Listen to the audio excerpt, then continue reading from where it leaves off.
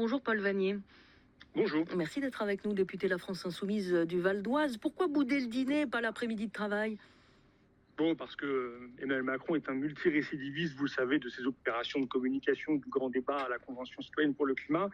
Il a créé moult usines à gaz avant de les enterrer. Il n'est pas question pour nous de participer d'ailleurs à ce qui ressemble à un cérémonial monarchique, le roi qui recevrait presque en son palais ses sujets pour à huis clos les entendre. L'enjeu pour nous, c'est d'aller porter des revendications, de dire au chef de l'État qu'il y a des urgences, cette rentrée, des urgences sociales, le prix des fournitures scolaires qui augmente, les difficultés du pouvoir d'achat. On sort d'un été caniculaire et sur le front de la lutte contre le changement climatique, là encore, rien n'a été fait. Donc nous lui dirons qu'il faut agir, qu'il peut agir et qu'il faut le faire maintenant. Et puis aussi, nous serons témoins de, en effet, ce qui s'annonce comme un huis clos pour rapporter aux Français ce qui se cache derrière les murs de la Légion d'honneur à Saint-Denis. Et sur le principe, est-ce que vous êtes favorable à cette idée de plusieurs référendums?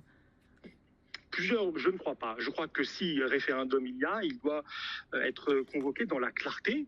Et pour le coup, il y a une question qui est pendante et à laquelle tous les Français attendent de pouvoir répondre. C'est celle sur cette réforme des retraites, de la retraite à 64 ans, qui a été imposée par 49.3, qui n'a jamais été votée par les députés. Et on sait qu'il y a une écrasante majorité de nos concitoyennes, de nos concitoyens, qui aimeraient pouvoir se prononcer. Alors je dis au président de la République, nous lui disons, chiche, dont acte, oui, pour un référendum, convoquer les Français à s'exprimer sur ce sujet et en attendant, suspendez les décrets d'application qui sont à peine en train d'être mis en œuvre. Alors sur ces rencontres de Saint-Denis, vous êtes sur la même longueur d'onde que vos alliés au sein de la NUP, mais sur l'abaya, c'est une autre histoire. Le communiste Fabien Roussel dit plutôt approuver l'interdiction quand la France Insoumise veut attaquer cette décision devant le Conseil d'État. Qu'en pense le professeur que vous êtes, Paul Vannier, puisque vous êtes enseignant?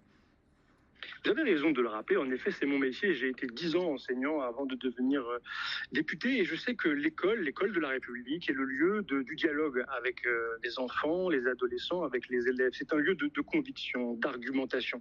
C'est un lieu où on essaye de passer des passions à la raison. Et moi, j'ai confiance en les enseignants, en les équipes éducatives pour faire ce travail. D'ailleurs, elles le font déjà, de conviction, de convaincre des principes républicains nos élèves. Faut-il interdire l'abaya alors?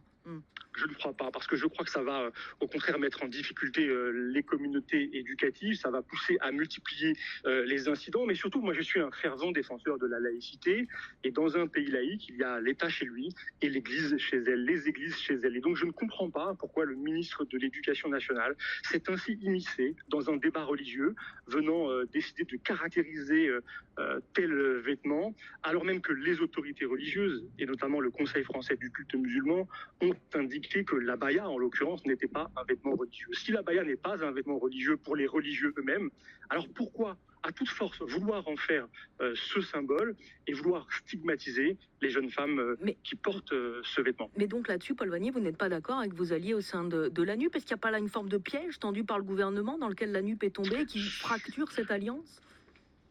Il y a en tout cas, je crois, oui, une dimension très politicienne à cette polémique. D'ailleurs, c'est une diversion que fait le ministre de l'Éducation parce que cela lui permet de ne pas parler des véritables sujets de la rentrée, notamment du manque cruel d'enseignants qui se confirme encore cette année avec 3000 postes qui sont restés vacants au dernier concours. Donc oui, il y a une dimension très politicienne de diversion, une dimension qui vise sans doute à exacerber des divergences au sein de la NUPES. Nous avons toujours d'ailleurs assumé qu'il y avait entre nous parfois des points de désaccord. Il y a aussi une dimension de recomposition politique dont Gabriel Attal est l'un des agents, puisque nous voyons ces derniers mois converger sur le fond macroniste et lepéniste. Et là encore, eh bien d'ailleurs, vous avez vu que la mesure présentée par Gabriel Attal est acclamée par l'extrême droite des partisans de M. Zemmour à ceux de Mme Le Pen.